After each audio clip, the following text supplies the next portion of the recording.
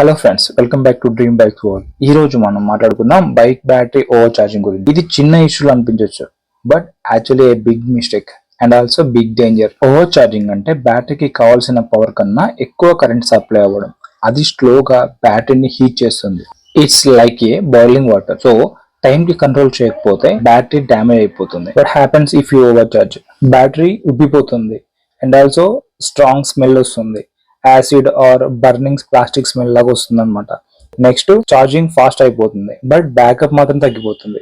In case ఇలాంటి symptoms వస్తుంటే sometimes battery కూడా బ్లాస్ట్ అయ్యే అవకాశం ఉంది. So your safety is depends on it. So overcharging కి కామన్ రీజన్స్: రెగ్యులేటర్, రెక్టిఫైయర్. ఈ డివైస్ ఛార్జ్ ని కంట్రోల్ చేస్తుంది. Next wrong charger use, local charger or high ampere ఉన్న ఛార్జర్ యూజ్ చేయడం.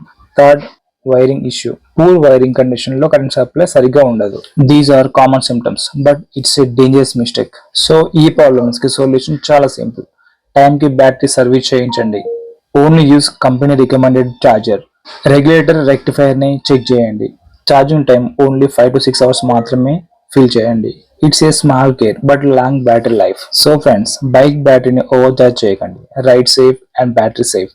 మీరు ఇంకా ఇలాంటి టిప్స్ కోసం follow and subscribe. Thank you.